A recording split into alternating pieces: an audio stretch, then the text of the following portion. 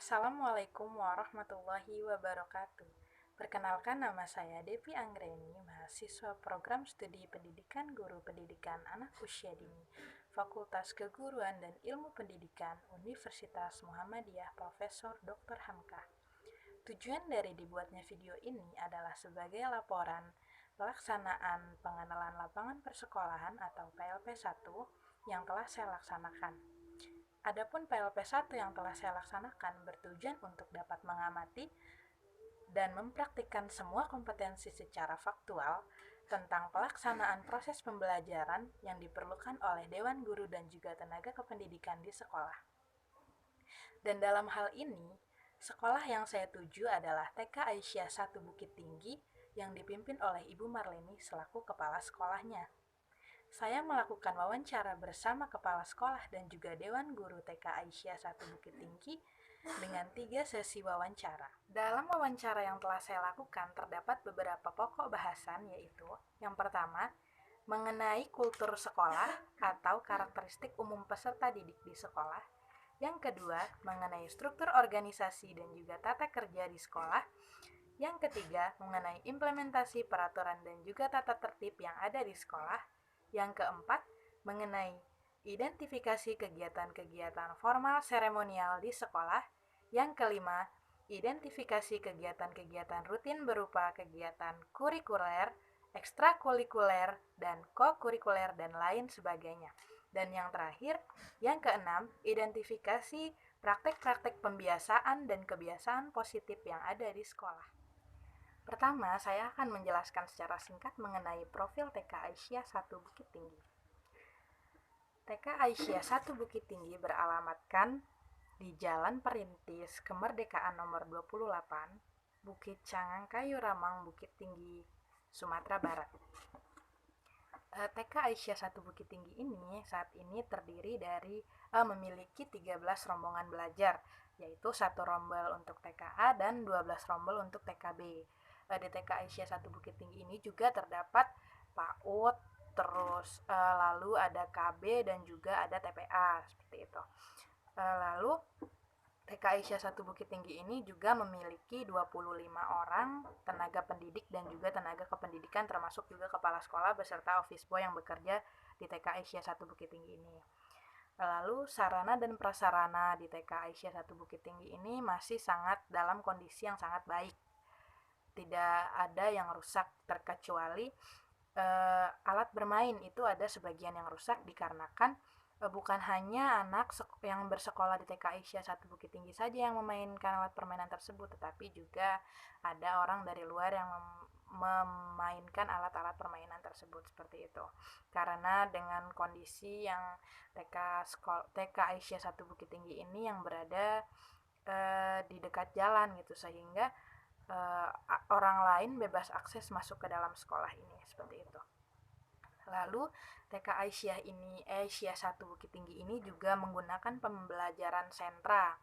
Mereka ini menggunakan pembelajaran turunan dari Kemendikbud dan juga ditambah dengan nilai-nilai keaisyahan dan kemuhammadiyahan serta pengembangan karakter anak. Berikut akan saya sampaikan hasil wawancara yang telah saya laksanakan oleh guru dan juga kepala sekolah TK Aisyah 1 Bukit Tinggi. Pembahasan yang pertama yaitu mengenai kultur sekolah dan juga karakteristik umum peserta didik. Pertama, kultur sekolah TK Aisyah 1 Bukit Tinggi ini merupakan sekolah yang bernuansa Islami dan menjunjung tinggi nilai-nilai agama Islam. Hal ini dikarenakan sekolah TK Aisyah 1 Bukit Tinggi ini berdiri di bawah naungan organisasi Islam Muhammadiyah dan juga Aisyah. Oleh sebab itu, di TK Aisyah 1 Bukit Tinggi ini banyak mengajarkan nilai-nilai agama Islam.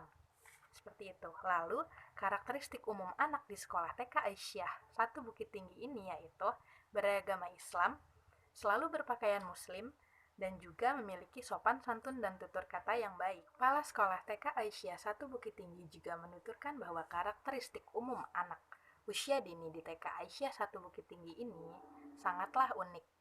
Karakteristik mereka bermacam-macam dan juga berbeda-beda. Mereka tidak dapat dipaksa dan juga tidak dapat disamaratakan. Oleh sebab itu, dibutuhkan treatment dan juga cara penanganan yang berbeda-beda pula bagi anak-anak yang bersekolah di TK Aisyah 1 Bukit Tinggi ini. Lalu guru-guru di sekolah TK Aisyah 1 Bukit Tinggi ini mengajar anak-anak dengan cara menjadikan anak-anak itu sebagai sahabat bagi mereka. Karena dengan begitu, anak-anak bisa dekat dengan gurunya dan juga bisa menyerap semua ilmu yang telah diajarkan dan diberikan oleh gurunya. Jadi tidak boleh ada paksaan jika ketika mengajar anak-anak tersebut. Lalu di TK Aisyah 1 Bukit Tinggi ini juga diajarkan pembentukan karakter bagi anak-anak. Dan juga guru-guru di TK Aisyah 1 Bukit Tinggi ini mengajarkan pembentukan karakter bagi anak-anaknya itu dengan metode yang berbeda-beda. Banyak metode yang mereka gunakan, diantaranya dengan menggunakan metode bercerita, bermain peran, dan lain sebagainya. Termasuk juga dengan menggunakan pembiasaan-pembiasaan positif yang harus dilakukan oleh anak, seperti itu. Selanjutnya yaitu mengenai struktur organisasi dan juga tata kerja di sekolah TK Aisyah 1 Bukit Tinggi. Kepala sekolah menuturkan bahwa struktur organisasi TK Aisyah 1 Bukit Tinggi sangatlah baik. Susunannya sangatlah tersusun rapi, dimulai dari organisasi Muhammadiyah itu sendiri, lalu Aisyah, lalu bawahnya membawahi dinas pendidikan, lalu Dikdasmen, lalu setelah itu kepala sekolahnya pun karena TK Aisyah 1 Bukit Tinggi ini merupakan PAUD terpadu atau sekolah terpadu, maka di sekolahnya itu ada KB dan juga ada TPA. Baru setelah itu PAUD, baru TK. Jadi masing-masing jenjang pendidikan tersebut itu memiliki kepala yang berbeda-beda. Baru setelah itu, setelah kepala sekolah per jenjang pendidikan tersebut, ada bendahara, pengelola tiap jenjang, lalu tata usaha, dan juga guru-guru yang ada di sekolah. Seperti itu. Nah, sedangkan untuk tata kerja di sekolah TK Aisyah 1 Bukit Tinggi, kepala sekolah juga mengatakan bahwa semua tenaga pendidik dan juga tenaga kependidikan yang ada di sekolah TK Aisyah 1 Bukit Tinggi ini melakukan tugas semuanya tuh sesuai dengan tupoksinya masing-masing.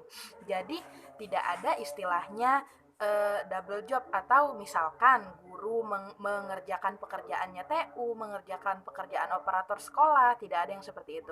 Jadi semuanya sudah melaksanakan tugas pokok dan fungsinya masing-masing. Contohnya seperti kepala sekolah, misalkan kepala sekolah hanya bertugas untuk mengawasi, maka ya sudah, kepala sekolah hanya mengawasi dan juga memiliki fungsi sebagai penasehat di situ, di sekolah tersebut. Selanjutnya yang keempat, mengenai implementasi kegiatan seremonial formal di sekolah. Yang pertama ada kegiatan upacara bendera. Kegiatan upacara bendera itu tetap dilaksanakan di sekolah. Ada kegiatan upacara bendera di sekolah, hanya saja dilaksanakannya itu hanya sebulan sekali. Hal ini pun bertujuan untuk menanamkan nilai-nilai nasionalisme kepada anak usia dini, seperti itu.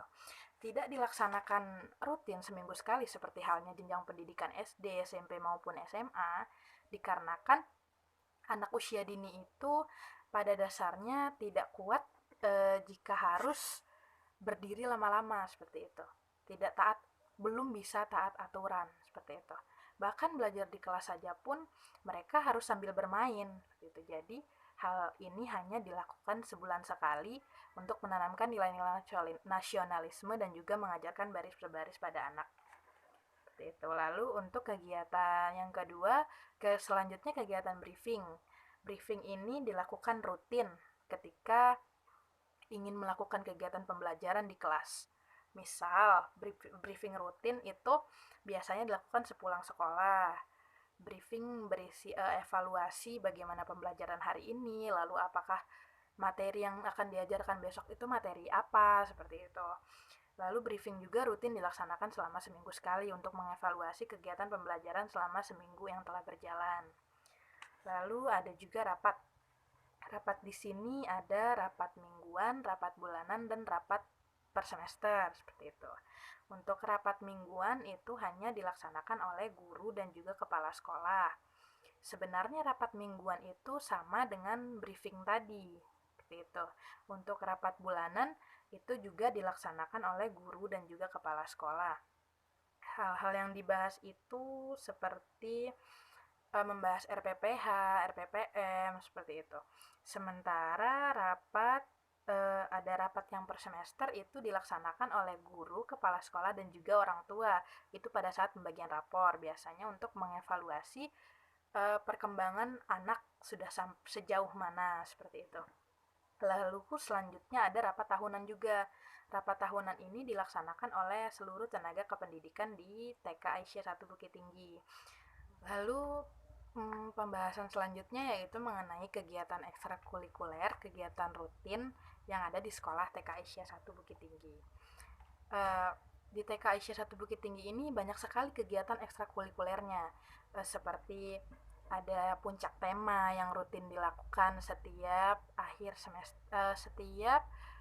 semester ketika temanya semua sudah dibahas di pembelajaran harian setiap minggu. Lalu ada juga perayaan hari-hari besar Islam, lalu hari-hari besar nasional, karnaval.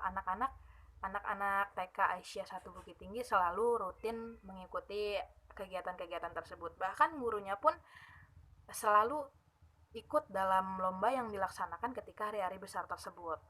Seperti itu. Lalu ada juga sebelum puncak tema dilaksanakan itu ada opening tema. Jadi di opening tema itu ada perkenalan tema-tema apa yang akan dipelajari selama 1 semester itu. Seperti itu.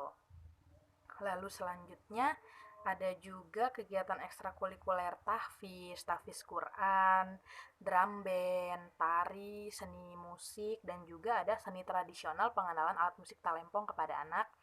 Lalu ada juga bahasa Inggris untuk anak usia dini. Selanjutnya yaitu ada pembiasaan dan kebiasaan-kebiasaan positif di sekolah. Guru-guru dan juga kepala sekolah di TK Aisyah 1 Bukit Tinggi ini menanamkan pembiasaan-pembiasaan positif kepada muridnya, seperti ada banyak pembiasaan dan kebiasaan positif yang diajarkan oleh gurunya kepada anak. Seperti contohnya itu terbiasa sopan santun, bertutur kata yang baik, terbiasa mengucapkan salam, lalu mengucapkan terima kasih, selalu berdoa di setiap melakukan dan sesudah melakukan sesuatu. Lalu ada juga pembiasaan untuk berperilaku hidup bersih dan sehat. Dan ketika pandemi COVID saat ini, pembiasaan yang ditanamkan oleh guru dan juga kepala sekolah kepada siswanya itu lebih ke pembiasaan perilaku hidup bersih dan sehat.